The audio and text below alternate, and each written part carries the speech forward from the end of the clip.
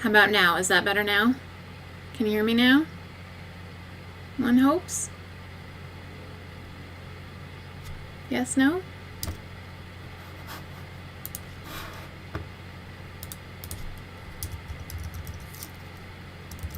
Okay, yes! Sound! Fantastic! Hello, friends! Oh my gosh, all my wonderful croissants. I'm so glad you could join me today. Good evening, Fanny. Hi, friends. Oh my gosh, everybody. There's already way more people here than I thought were actually going to show up, so that is fantastic. So, I know I started a little bit late just because I'm kind of new to this whole streaming thing. I apologize in advance if the sound gets a little wonky, just because it is a wonderful day here in Texas. We don't get a lot of those. Usually it's like 100 degrees, which is like, gosh, like in the 40s in Celsius, I think. But it's wonderful today, so I have all the windows open, so it might get loud. I'm hoping it won't, but just in case it does. I don't really have a ton of plans for today's stream. I just kind of wanted to sit and chat with you. I have my current project, my little handwork project that I'm working on. I am making matching vests for my Stuffy and Tornado's Stuffy. We have both had them since we were very little, and we decided that matching Stuffy vests were going to be a thing that we wanted to have. So I have, mine is a bear, and his name is Uncle Bear because I was a very creative child. And so this is the vest that my mother made, the little bear, and as you can see, it is just torn and threadbare. I loved all of the velveteen off of this fabric, and it's see-through. So I took some of the fabric from my my arts dress that I made with Fanny this past summer, and my artistic reform dress, and I made little vests for both of them. And so now I'm putting on the binding. So that's kind of what I'm going to be working on today. If you want to drop in the comments what you guys are working on, that would be fantastic. I would love to hear it. I always love to know what everybody's working on when I am working on things. So I thought that I would just sit and do a little hand sewing and kind of tell you my plans for my future projects, what I'm planning on doing. So, oh, thank you. I'm so glad. I'm not usually like a really cutesy person in general, but just the idea of like kiddo and mama matching Stuffy vests was too much for me. I could not resist. Tornado was super on board with it, so we are going to be disgustingly cute together. It's going to be fantastic. Let's see, Rebecca is working on a natural form bodice mock-up. That's fantastic. I love the natural form silhouette, and it's not something that I've ever really had occasion to do anything with. I can't find my thimble. I've never had any occasion to do that, but I just love them. And you know, if doing YouTube has taught me anything, it's that I don't really need an excuse to do a thing that I want to do. I can just do it. So maybe I'll add that to my list of, cool things I want to do sometime. Let's see. Hi, Rachel from Tasmania. It's 5 a.m. and quite chilling.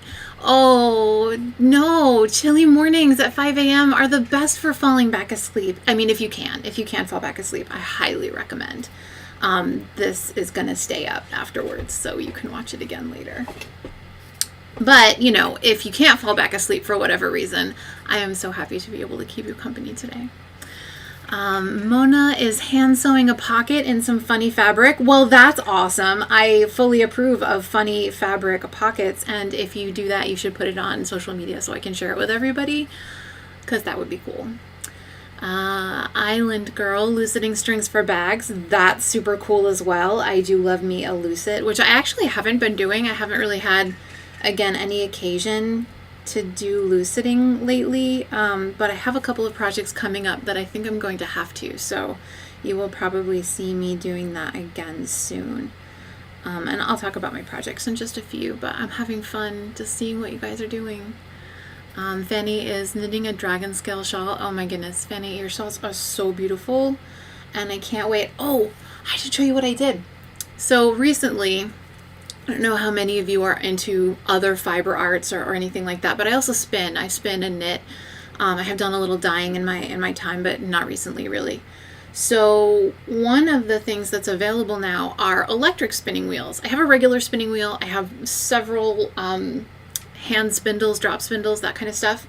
But there's this one guy, Maurice Ribble, and he does the most amazing, like, low-cost electric spinners. And so he just came out with a Kickstarter last year for, like, a full-size electric spinner. And I got one, and it just came, and I love it. And so I actually just finished spinning up this wonderful yarn. It's a gradient, so it starts off... I'll undo it so you can see a little bit better.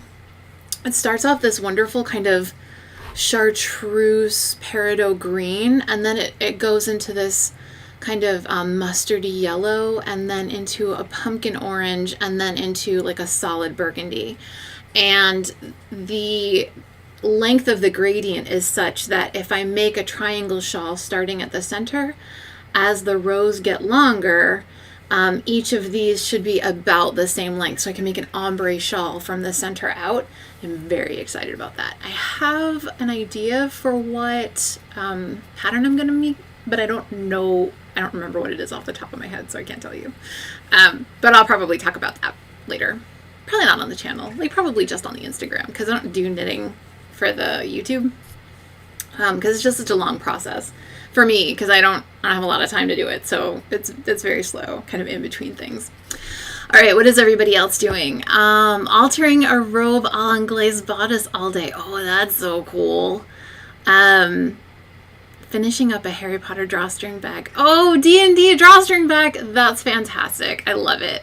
I actually have a Harry Potter themed project coming up this summer, early fall, so I'm excited about that.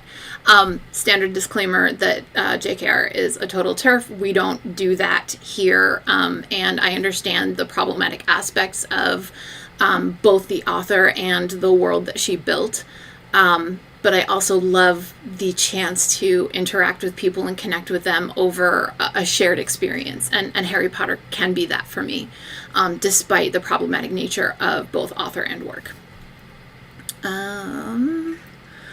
Working on Notion stuff. Oh my god, I love Notion. Like, I'm it's so good. Bernadette Banner mentioned it and shared a little bit about the way that she uses Notion, and I kind of got on the bandwagon because I was looking for something to replace what I had been using, which was Trello. And Notion has all of the functionality of Trello plus some, and I just love it. Current sewing project is a 16th century inspired embroidered men's shirt. My boyfriend would really love if I made him one of those.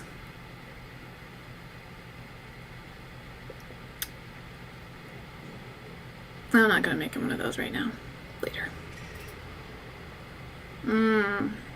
Knitting a pair of socks.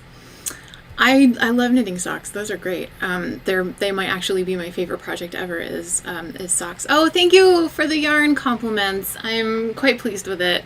I'm very happy. The advantage of an electric spinner. So one, there are a few, right? One, it's very much smaller. A drop spindle is quite small, self-contained. Usually they're about this big and they fit in a little bag. But they are slow. Like, they're portable, so you can take them everywhere and work on things kind of in between everything else the way you can't with a wheel. But they're a slow technology, and a lot of times we are used to having things go faster.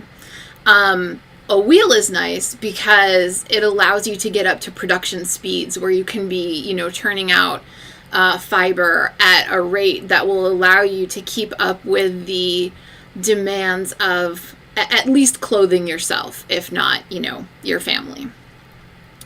E-spinners are great because they have the production capacity, but they're small, right? And because you can have a very fine control over the speed. If you have an equal amount of control over how fast you draft your fiber, you can get an incredibly precise yarn. consistently, a precision yarn that is consistent across the length. And so if mine is not, mine is okay. Like, it's not great. You can kind of see where some bits are, you know, more spun, some bits are unspun, because I enjoy personally the look of a handmade object, and I like for my yarns to look handmade. But some people really want a very consistent product. And so e-spinners tend to be really great for that, because you don't have to concentrate. They're also really great for, I don't want to say they're great for beginners, but they tend to be great for people who have either proprioception issues or coordination issues, where doing two things with their body at the same time is not easy for them, whether that's because of like an ADHD disconnect in their brain, or because they have paralyzation issues or fine motor control issues. So not having to both treadle on a treadle and do the drafting with your hands can make it easier for people who are doing things like that, or who need things like that. I hope that was helpful. If you want any more clarification, I can also go grab mine. It's on the shelf over there, but I can go grab it if y'all want to see what it looks like. Making pirate coats. That's fantastic. Everybody needs a pirate coat. I need a pirate coat. Maybe I need to add that. No, I have too many. I have too many projects. Melanie is crocheting a cotton summer blanket for their bed in dark blue. Oh, blankets do take forever. I have never successfully made one because it is too much. I can't. I cannot concentrate enough on a project for that long to be able to finish it. And congratulations for crocheting. That's not a thing that I have managed to figure out how to do. I can knit, I can do other things, but that particular fiber art just does not stick in my brain really easily. So, like, fantastic crocheting. I do have a thing that I will say, because I do a lot of things, especially in the SCA, where I do more things than I actually do on the channel. I do a lot of Scribal stuff there. I also sing a bit. I do a lot of, a little. I do a little bardic stuff. So I get a lot of like, is there anything you don't do? And my answer is usually crochet. So my complete respect to people who can. I did actually make myself one of the like 18th century men's shirts. It's actually a little bit big. I need to unpick it and take some of the body width out, because it's just like a potato sack. It is a very comfy potato sack, but a potato sack nonetheless. It makes it slightly unwearable as a like history boundy thing, which is kind of what I wanted it for. So I kind of feel like I want a pirate coat for that, and then I feel like if I can just do that and be on TikTok more, then me and Katieosaurus can be pirate friends, and that would be fantastic. Oh, Margot, thank you. You're so cute. You just wait until we get back to events. I'll be a bard, and I'll actually perform at events. Margot and I live in the same SCA kingdom, so we actually kind of know each other in the real world, outside of the pixels, which is nice. Yeah, it's just one of those things, Brielle, I haven't gotten a chance to. I haven't gotten around to actually doing it, which is fine. Let's see. 2 things. Alex says, the 2 things that one thing with spinning is so true. Oh, walking wheel. Your mom has a walking wheel? That's so cool. So, I'm not gonna show my apartment, because I decided that this weekend is going to be the weekend that I was going to make like major home changes, which included going and getting a couple of bookshelves and completely rearranging my entire living room, which is behind me here, behind my fake library, my fraudulent library. And yeah, so everything back there is a hot mess. So I'm not gonna show everybody.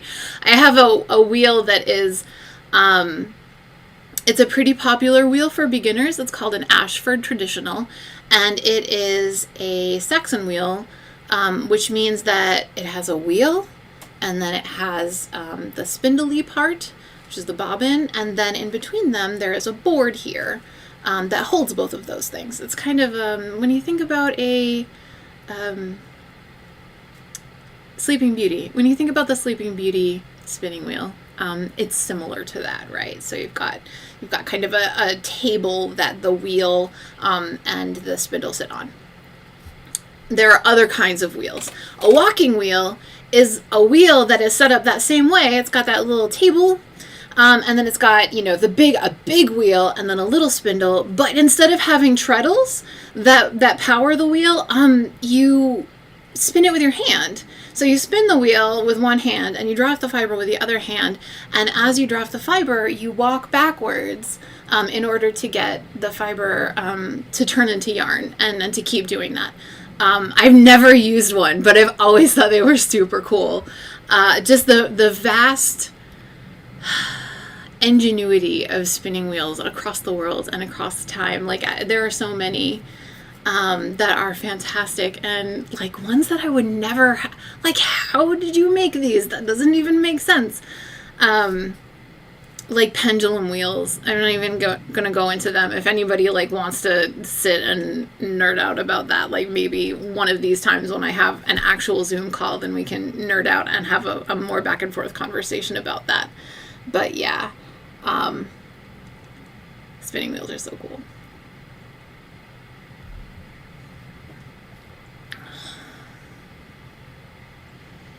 Oh, Brielle, thank you. I admire your fiber art so much. I've actually been doing that probably the longest of all of my crafts. No, I think I've been sewing longest. My mom taught me how to sew when I was quite small, and then I joined the local Renaissance Festival when I was younger, and clothes are expensive. And when you're 14 and you don't have a job, the easiest and cheapest way to get Renaissance Fair clothing is to make it. So I taught myself how to sew in order to make Ren Fair clothes.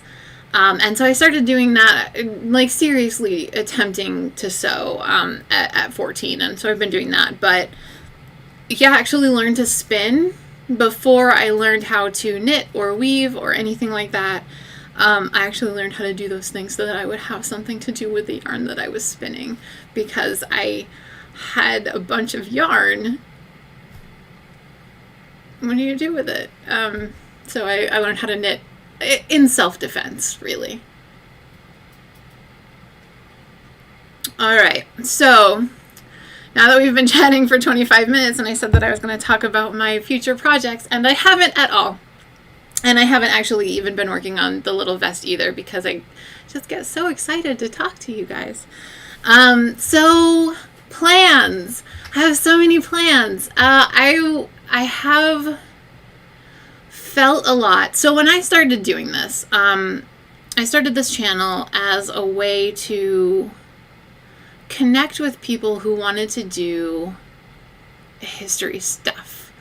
And my own history stuff centers around the medieval period. So, 1380s is kind of my jam. I do go earlier, I do go a little bit later. But I am part of the Society for Creative Anachronism, which is a pre-1600, 1603 history club. And we all dress up and we all study the things that make us happy. Whether that's like trade routes, whether that's Scribal stuff, whether that's historical cooking, whether that's historical fighting. The SCA is a giant meta hobby that allows you to pursue historical sub-hobbies within it.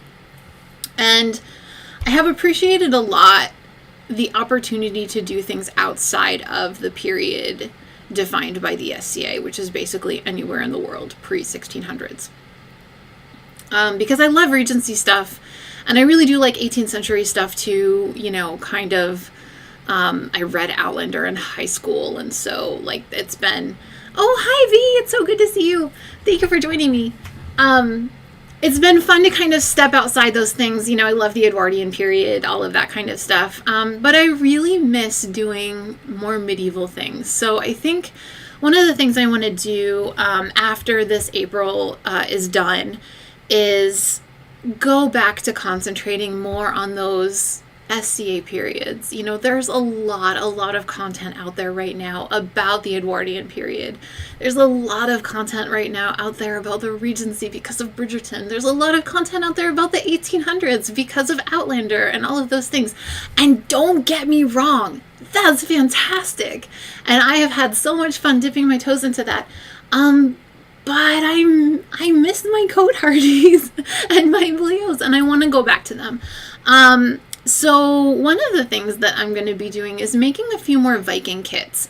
Partially because I really enjoy chatting with Jimmy over at the Welsh Viking, and he is super great, and he and V and I are actually working on a very super secret project between the three of us. So that should debut sometime this summer.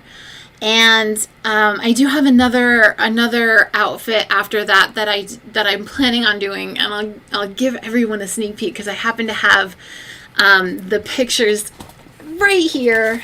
I, like I said, was part of a Renaissance Festival, which is a misnomer. It was a medieval fair because it was based on King Arthur. So we did the King Arthur storyline, and so we were not Renaissance. We were not Queen Elizabeth. So we were earlier, which was great.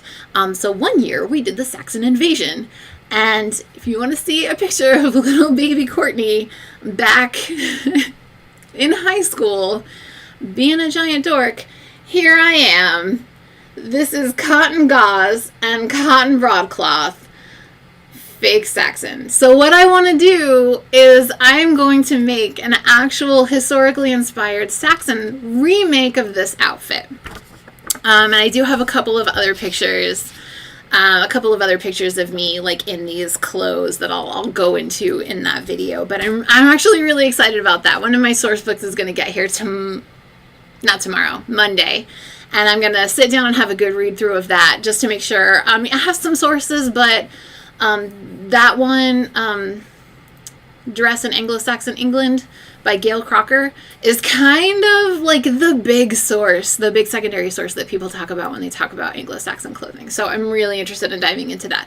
And it's really great because she does two different focuses as well. So she does a early migration focus, which is like the 6th through 8th centuries, and then she does a more high medieval focus, which is the 10th through 12th centuries. So I'm going to have a peek in there and see where I want to actually focus. I'm thinking it's going to be the earlier one because that's closer to the like traditionally accepted King Arthur time period. So super excited about that.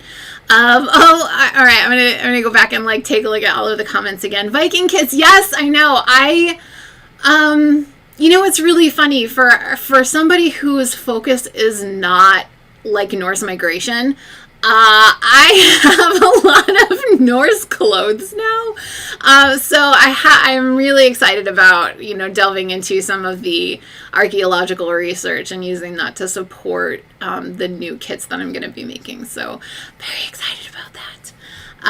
Secret project shenanigans with 3 of my favorite YouTubers. Oh my gosh, they're my favorite YouTubers too, and I love secret shenanigans, and moreover, I love telling people that there are secret shenanigans afoot so that everybody can feel that same like gleeful anticipation that I do. So I hope Marilyn Reinhardt will be able to open this year. I don't think I ever got down to Maryland. I grew up in New Jersey, so the New Jersey Renaissance Kingdom is my home fair. It doesn't exist anymore. They don't do it. There's a couple of fairs that were kind of offshoots of it, but I never made it down to Maryland, unfortunately. But I have gone to several in that kind of region.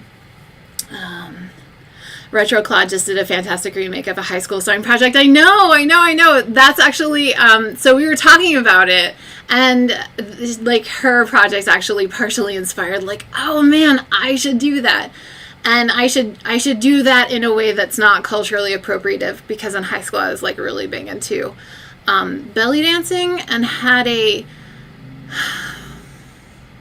had a less than stellar idea of what that meant. And honestly, I had a lot of really unfortunate and ignorant understandings of the Roma people and what their role is and was in history. And so there was a lot of appropriation of that in my personal past. And so I don't want to recreate any of those because I don't want to be disrespectful. But the Saxon stuff, that's in my background anyway. So doing that and also, using it as a jumping off point to, talk about King Arthur and the literature of that and the history of that, which is a thing that I've done a couple of papers on in my academic past. So super exciting.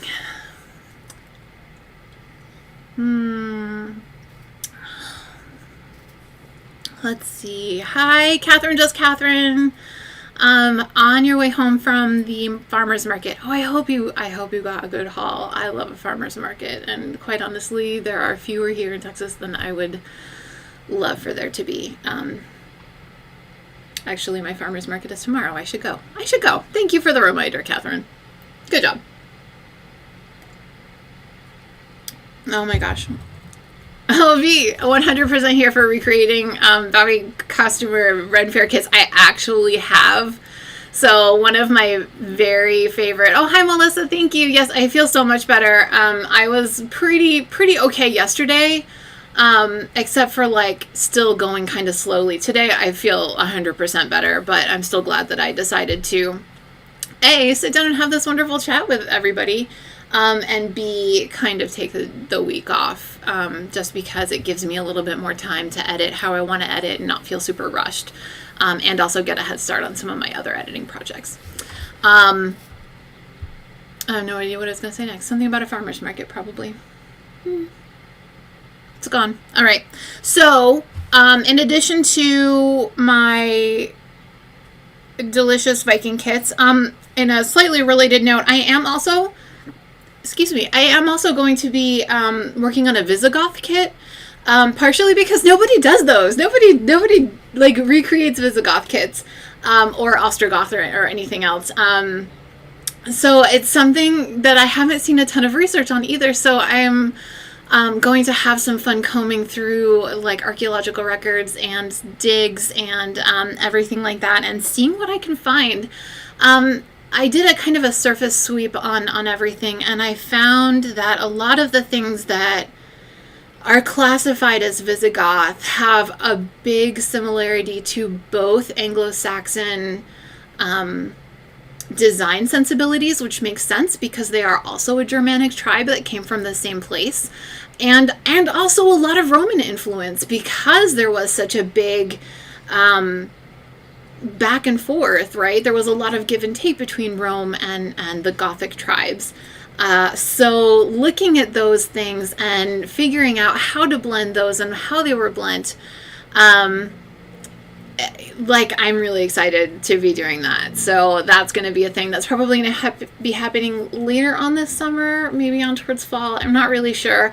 It really depends. That particular project really depends on how long it takes me to do the research and get into it. I am probably going to have to be coming through our local university's libraries, which now that everything is kind of starting to be a little bit more safe, and in 2 weeks I will be kind of as safe as I can be. Not that I'm going to be doing anything ridiculous, but I could go to a library and pick up a book, and that would be okay.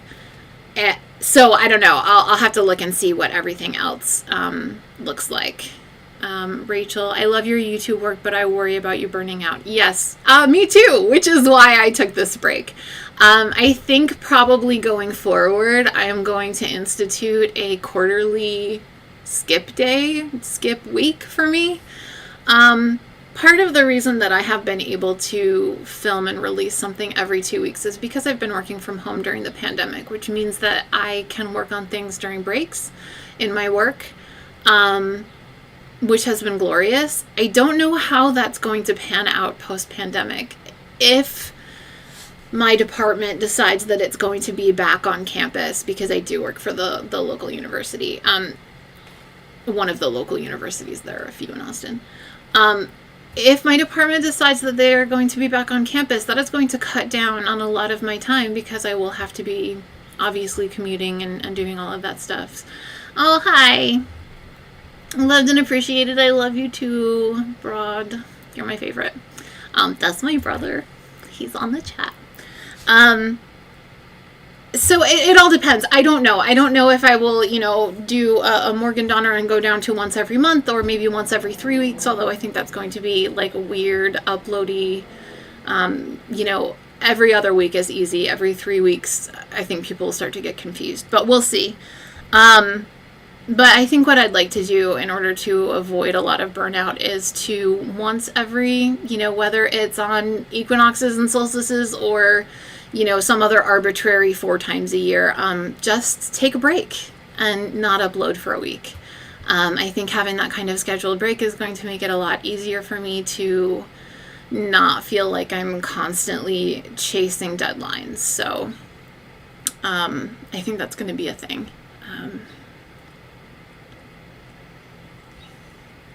All right, so aside from all of my ridiculous Norwegian and Germanic kits, I do still have a couple of other medieval things that I want to do. I still have to make my manuscript challenge cohorties. I do have the fabric for them. My body has changed a little bit over the course of the last year just because a little bit more sedentary, a little bit more stressed, a lot bit more stressed. So I need to revamp my pattern for that just a little bit. It shouldn't be hard. I just, need to change it a little bit to suit my changed body. And once I do that, then it will be really easy for me to make all of the, cohorties after that. I just have been kind of putting that off, and I shouldn't put it off anymore. So I have an underdress and kind of a periwinkly gray color, and then an overdress in green that I want to make, and then the pink London hood that I made with the pearls on the bottom, that's also part of that.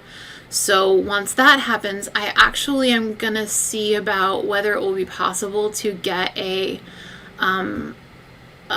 professional photo shoot for that, because as much as I enjoy like doing my own photos and having full control creatively over that, I feel like that particular project is something that I've been wanting to do for a long time, and I feel like it warrants that consideration. And I think I want to do that as a celebratory thing for me, both in terms of like, hey, this is a thing you've been working on for a really long time and you deserve to have this record of it, and also as something that is like a legitimacy thing. Like, this thing that you have done is a legitimate thing that you have done, and it is worth spending the money and spending the time and coordinating the effort to have it documented professionally. So I think that's a thing that I would like to do when that happens. Photo shoots are so much fun. I have only ever had one in my life.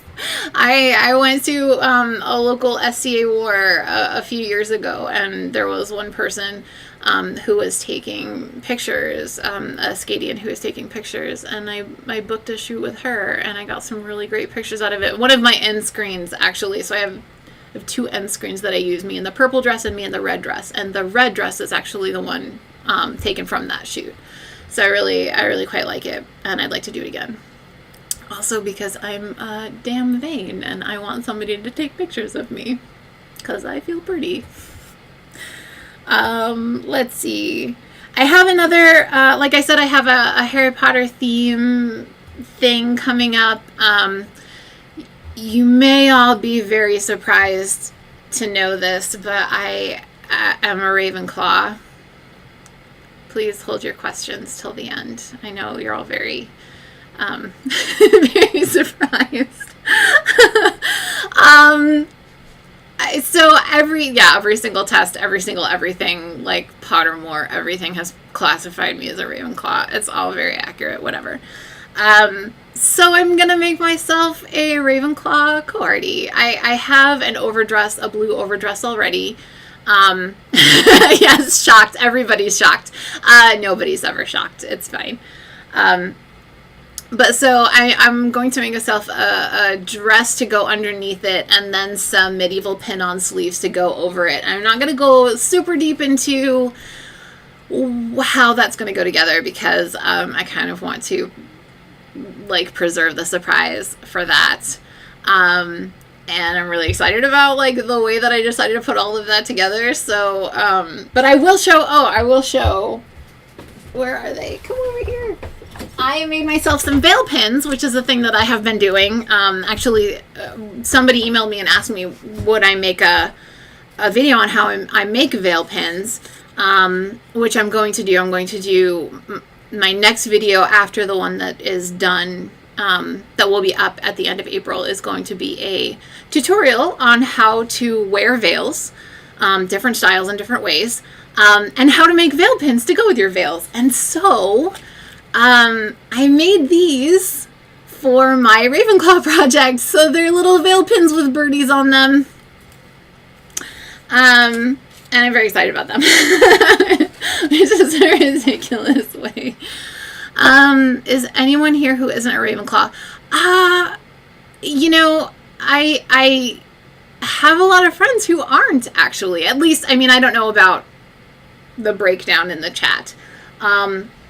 But I'm friends with several people of all houses. I admire and love all of the, the ambition and the acceptance and the bravery and, the creativity, all of it. I love all of it.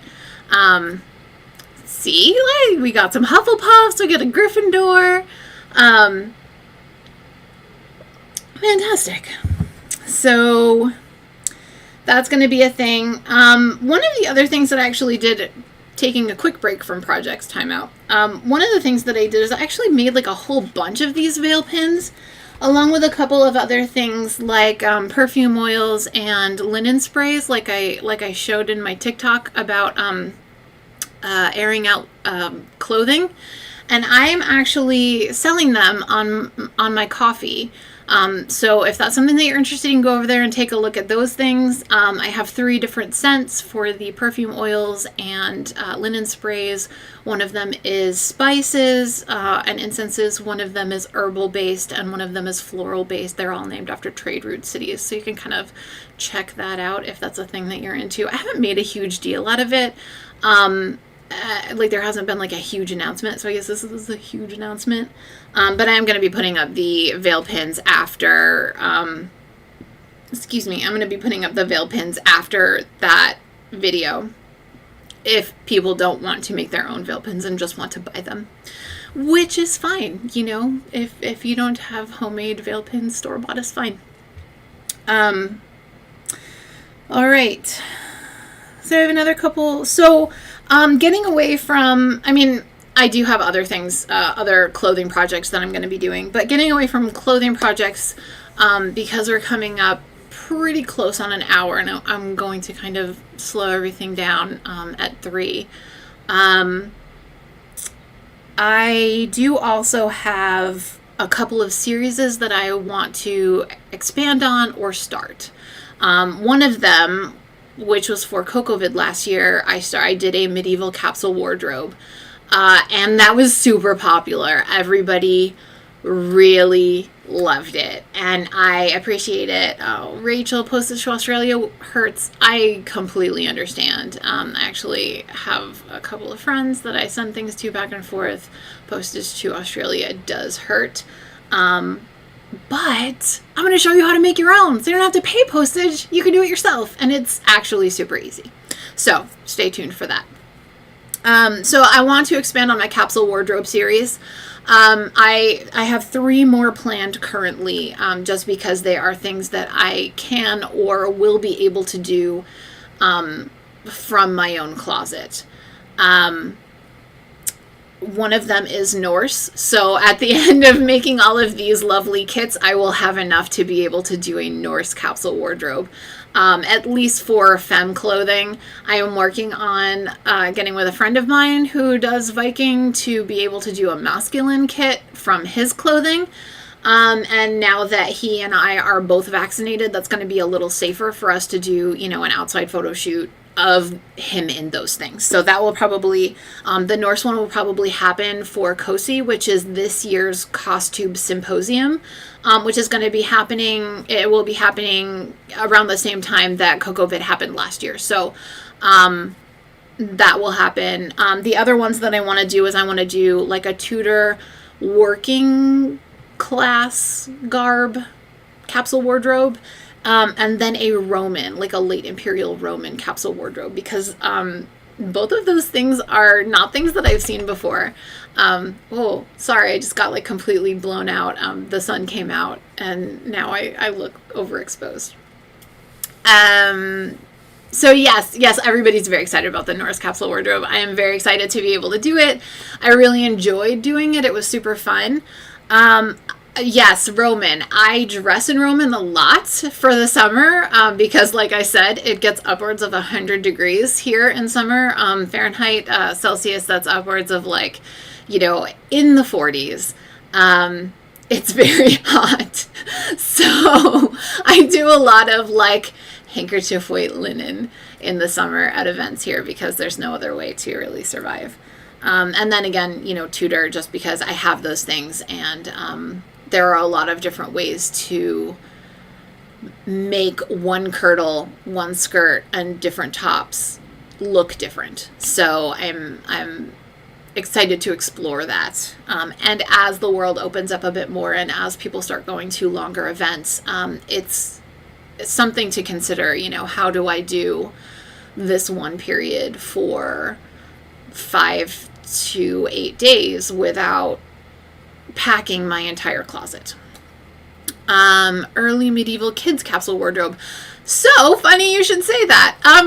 Tornado is huge and has requested a more masculine set of garb because of the way that they like to play at events, and their own personal aesthetic is leaning more towards a masculine end than a feminine end in terms of medieval clothing. So yes, I need to make them more clothes. So I'm going to do an entire series on children's clothing, specifically, masculine children's clothing, because that's what they want, and that's fine. So I will be making an entire child's capsule wardrobe. So we'll do that too. Don't worry. That's actually part of the plan. And then one of the other things I want to do is start a series of talks with experts. I do a lot of things. I am not an expert in a lot of things. I'm an expert in a couple of things, not everything. But I do know experts in a lot of things. So what I want to do is talk about those things with people who know more than I do. So I have a couple of things on the schedule. I have a friend who is very into period gaming. He does the Raven's Table, which is a gaming channel that deals with pre-modern games that people played. And so I want to have him, Tornado and I did the Glick House one. I want to have him come and talk on, the Pixels, about gaming and about how common it was and how prevalent it was. I mean, Hadrian's Wall has game boards scratched into it at the top for the soldiers to play on while they were standing watch. So if that's a thing that still exists in our world, how much more common must it have been back then? So I want to do that. I want to talk with my friend Hex, who is a weaver, about the ways that weaving changed pre-modern to industrialization. And then I also want to talk with my brother, who is on the chat right now. Hi, Brad, I love you. About brewing, because that's also a thing that was extremely common, because a lot of times, doing that was a way to make sure that the water was safe to drink. Alcohol content made things a lot safer. So anyway, I want to have this series of experts come and talk to, the whole audience. I have more people that I'm going to talk about, but I'm just going to keep them in my pocket right now. And then the last series that I want to do is more lookbooks, because it was so much fun doing the first Naomi, yes, I want you to talk about music. Yes. Okay. Wait, I'm going to write that down right now. Naomi, music. Naomi is a wonderful, wonderful person who is also local to me. We actually met last CocoVid. We have not yet met in person. But we were on Jimmy's channel at one of his premieres, and she was like, how do I get into the SCA? I'm in San Antonio. And I was like, let me help you. I'm in Austin. And so, like, we've been friends from then on. And she is a music historian and opera singer who is fantastic. So yes, talking about music and about the roles that music played in medieval life, both in an ecclesiastical sense and in a layperson sense, would be fantastic. Anyway, lookbooks. Last series that I really want to continue doing is more lookbooks. I got such a wonderful response to my Night Circus lookbook, and I actually just got a comment today that somebody went out and bought the book based on my video, and I was like, gosh, I hope it holds up. So I still have, everybody really seemed to want to see my interpretation of like the other 6 characters that didn't make the cut into the first video.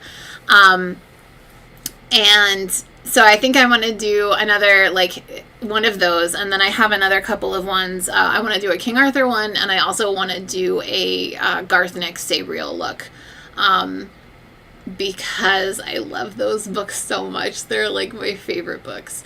And I think it would be really fun to do all of the different characters from those books as a, in a history bounding way as well, because I really have enjoyed using the history bounding lookbooks as a way to kind of spice up my own wardrobe, which is incredibly drab today because, again, I was building bookshelves before this. So, LaJoyous, I'm just glad you're here. I'm just happy you're here. Lookbook combine well with the wardrobe kit thing. It could, absolutely. It would...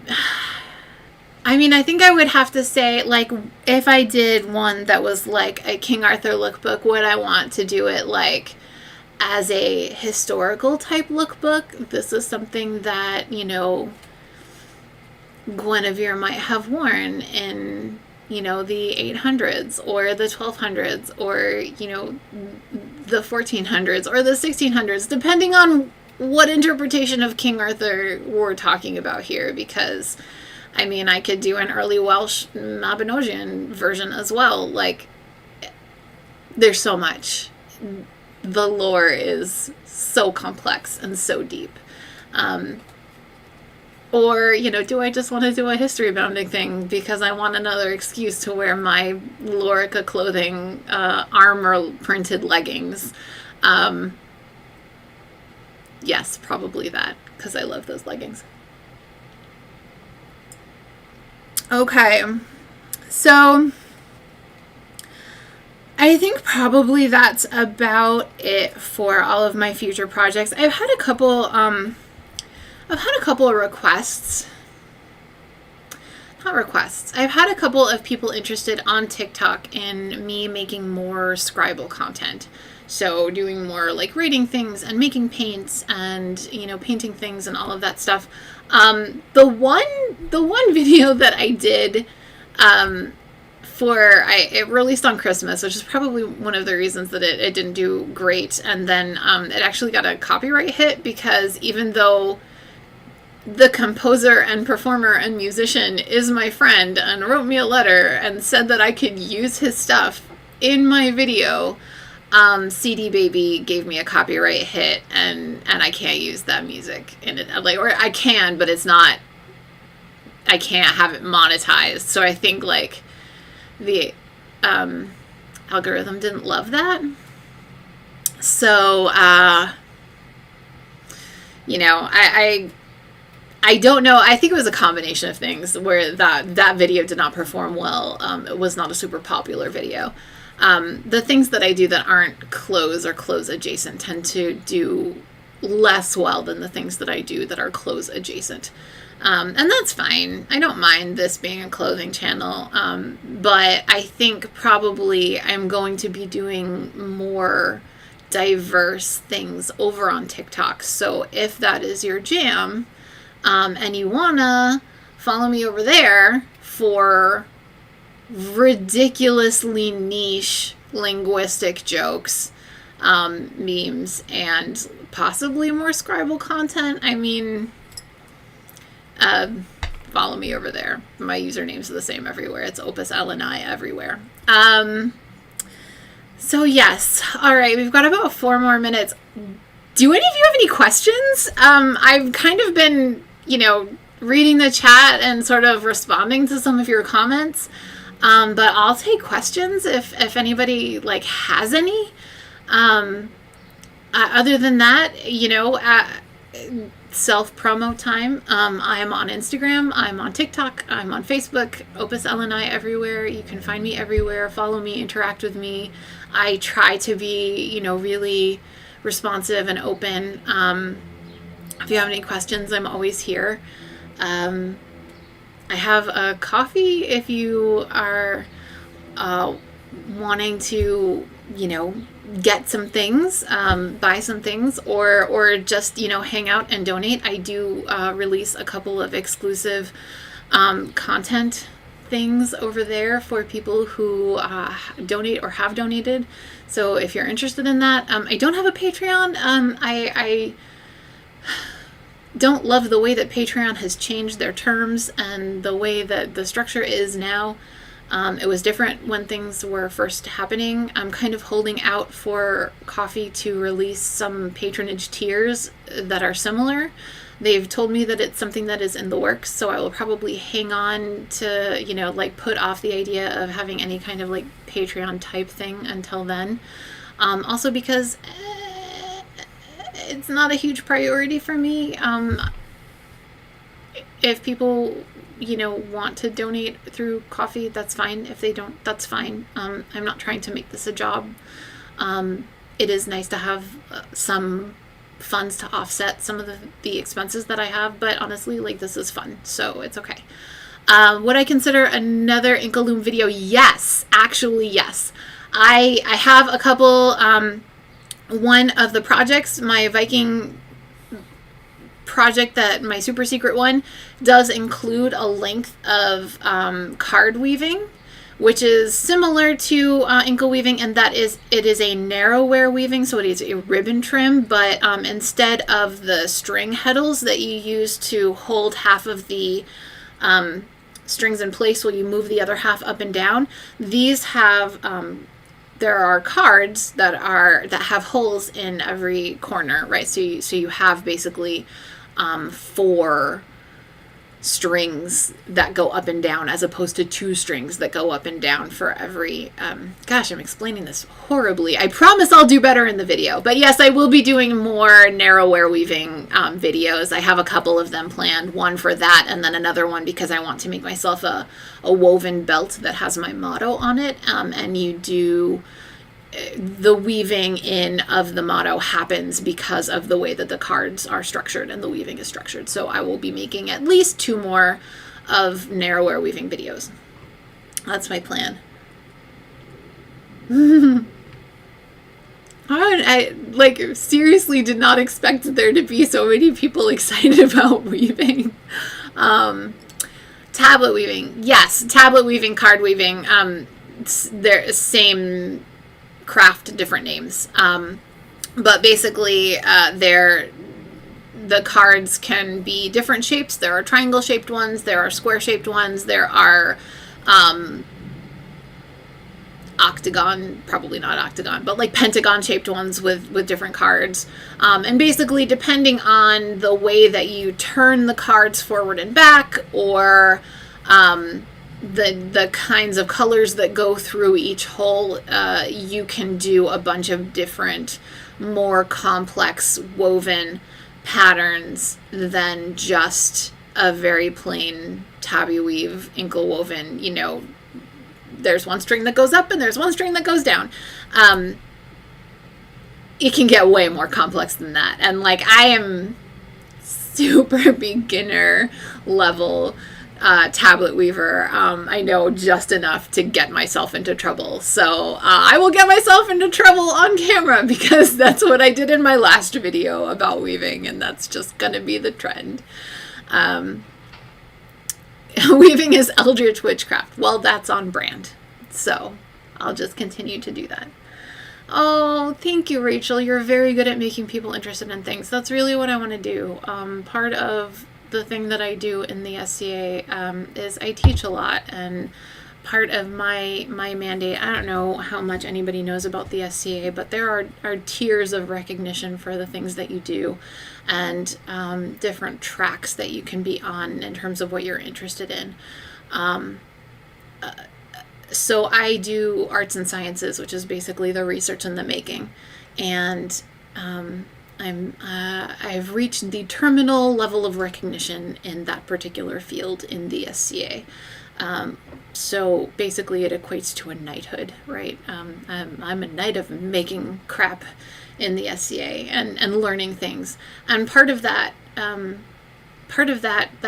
responsibility of having that level of recognition is that I teach things and I get people interested, and I try and help people to go further on their own paths of research and making and being excited and discovering that joy of making and learning. So one of the reasons that I wanted to do a video channel, a YouTube channel, was to broaden my reach, to get to people who are farther away than just Texas and Oklahoma. Or, Texas and Oklahoma and the Gulf Coast at the wars that I go to. And I now have people who watch my stuff in as far away as Australia, as far away as the Netherlands, as far away as Germany. And that's amazing that I get the opportunity to make more people excited from farther away than I could ever have expected or guessed or anticipated. So thank you all for your part in helping me reach more people.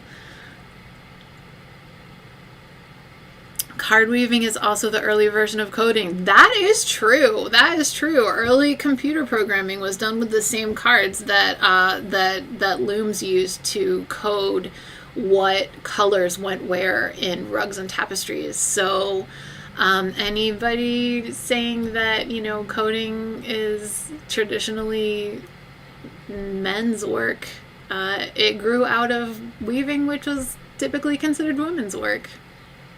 So that's great. Tablet weaving is Fanny's answer to the question, what can you not do? That's valid. I made a mistake once. I took a class because I had done a little bit of tablet weaving, and I took a class that was an advanced tablet weaving class. I was not ready. I was not prepared. I actually asked the instructor if I could please go and not be rude, and she was very kind. Like, we're actually friends now. So like, it wasn't a huge deal or whatever, but like, I was like, I am wasting your time and my time, because I'm not here. I'm this level and this class is this level. It was no good.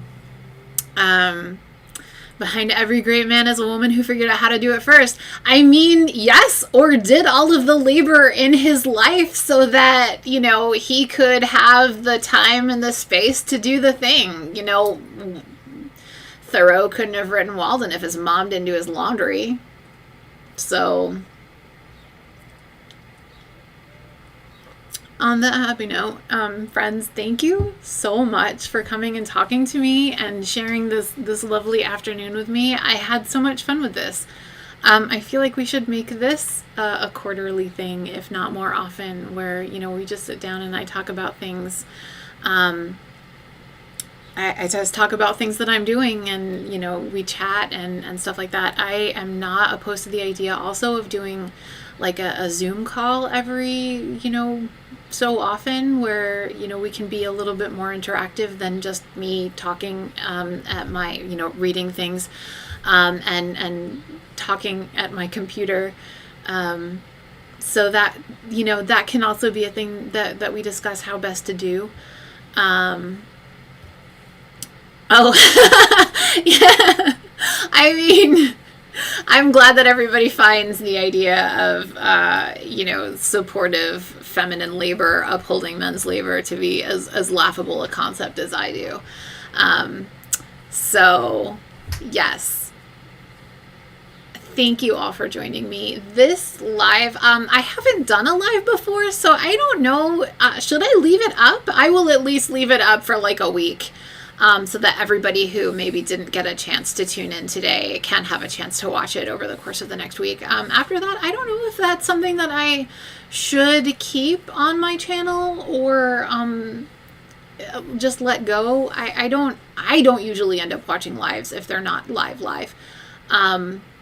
But I do know that other people enjoy them, so maybe I'll put up a poll on the community tab about whether we should keep this on the channel or just, kind of make it private, and the people who want to keep it on a playlist can keep it on a playlist. It'll still be there and accessible, but just not on my regular page. So, oh, Island Girl, big croissants at your house. Thank you. I love my croissants so much. The internet it's like the Wild West, and it can be such a devastating place. And I am so grateful to all of you for making this community of friends one that is supportive and uplifting and progressive. And I appreciate each and every one of you. I love you so much. I look forward to chatting with you again soon. And tune in on April 30th for the culmination of my ridiculous April fabric videos. And I will see you all soon.